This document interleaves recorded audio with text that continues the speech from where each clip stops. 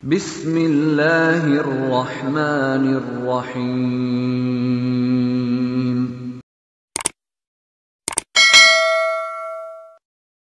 Di antara orang-orang divonis oleh Allah Subhanahu wa taala meninggal dalam kondisi musyrik, di antaranya ibunya Nabi dan ayahnya Nabi sallallahu alaihi wasallam.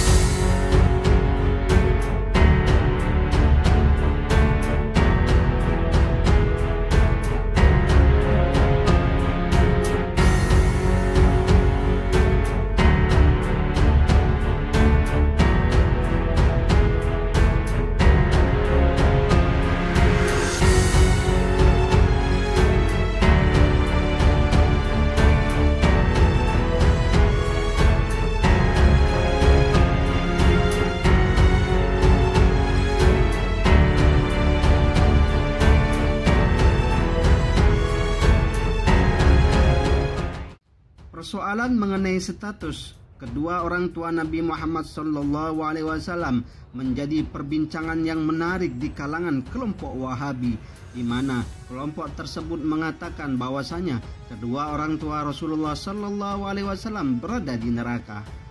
Apa yang disampaikan kelompok ini dikemukakan seolah-olah sebagai pandangan mayoritas ulama Islam.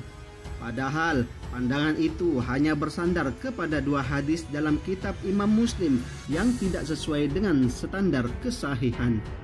Di samping itu, pengkafiran atas kedua orang tua Nabi itu hanya puncak gunung es dari sikap kalangan Salafi Wahabi yang gemar mengkafirkan dan menyesatkan siapa saja, termasuk kedua orang tua Nabi. Marilah kita mulai dengan memaparkan dua hadis yang menjadi sandaran pengkafiran kedua orang tua Nabi yang termaktub dalam kitab Sahih Imam Muslim berikut ini. Hadis pertama, seorang lelaki bertanya kepada Rasulullah, "Wahai Rasulullah, di manakah ayahku berada?" Nabi Muhammad SAW menjawab, "Di dalam neraka." Ketika orang itu berpaling untuk pergi, beliau SAW memanggilnya. Lalu Nabi berkata, "Sesungguhnya ayahku dan ayahmu berada di dalam neraka." Hadis riwayat Muslim. Hadis kedua, suatu saat Nabi Muhammad SAW pergi berziarah ke kuburan ibunya. Sesampainya di kuburan itu, beliau SAW menangis sampai membuat orang-orang di sekitarnya ikut menangis. Lalu beliau SAW berkata, "Aku telah meminta kepada Allah agar mengizinkanku untuk memohonkan ampun baginya. Namun Allah tidak mengizinkan. Lalu aku memohon kepadanya agar mengizinkanku untuk menziarahi kuburnya, dan Allah mengizinkannya."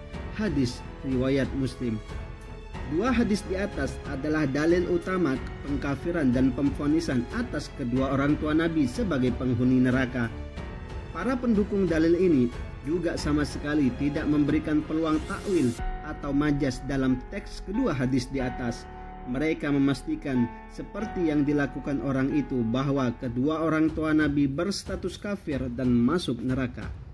Sekarang marilah kita kembali kepada Al-Quran untuk menemukan apa kata Allah tentang status kedua orang tua Nabi yang telah wafat jauh sebelum Nabi diutus sebagai Rasul. Ayat pertama, Quran surat ke-17 ayat 15. Allah Subhanahu wa taala berfirman, "Barang siapa yang berbuat sesuai dengan hidayah Allah, maka sesungguhnya dia berbuat itu untuk keselamatan dirinya sendiri. Dan barang siapa yang sesat, maka sesungguhnya dia tersesat bagi kerugian dirinya sendiri. Dan seorang yang berdosa tidak dapat memikul dosa orang lain, dan kami tidak akan mengazab sebelum kami mengutus seorang Rasul." Ayat ini menjelaskan bahwa Allah Subhanahu wa taala tidak akan mengazab seseorang atau suatu kaum kecuali Allah mengutus Rasul bagi mereka. Sebelum kerasulan Muhammad yang kerap disebut sebagai fatrah adalah masa sebelum pengutusan, sehingga siapa saja yang meninggal di masa itu tidak dapat dianggap sebagai kafir dan terkena azab Allah.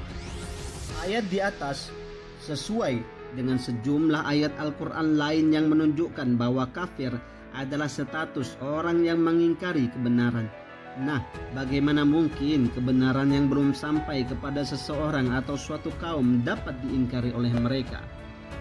Ayat kedua, Quran surat 71 ayat 28 yang artinya, "Ya Tuhanku, ampunilah aku, ibu bapakku, orang yang masuk ke rumahku dengan beriman, dan semua orang yang beriman dari kalangan laki-laki dan perempuan. Dan janganlah engkau tambahkan bagi orang-orang yang zalim itu selain kebinasaan."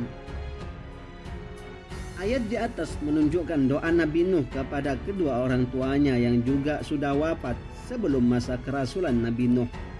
Sikap Nabi Nuh di atas tentu saja berdasarkan perintah Allah dan bukan semata-mata datang dari keinginan sendiri.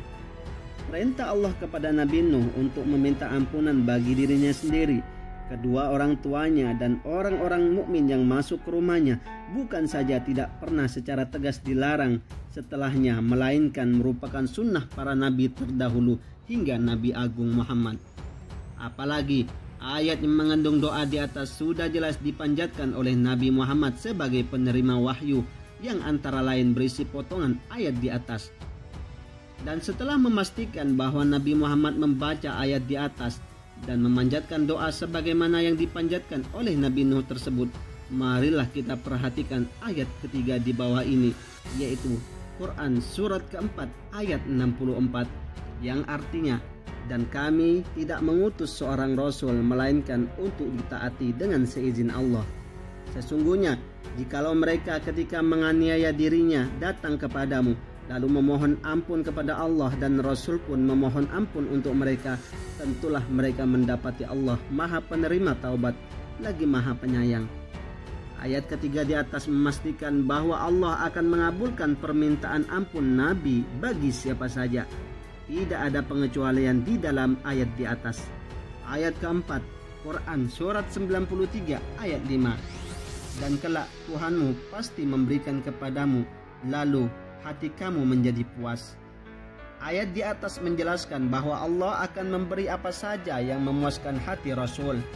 Ayat ini juga tidak memberi batasan tentang apa yang dimaksud dengan kepuasan hati Nabi. Nah, sekiranya manusia biasa saja tidak akan puas sampai kedua orang tuanya selamat di dunia dan di akhirat, apalagi seorang Nabi yang disifati Allah sebagai amat belas kasih dan penyayang, sebagaimana yang ditunjukkan dalam Quran ayat 128.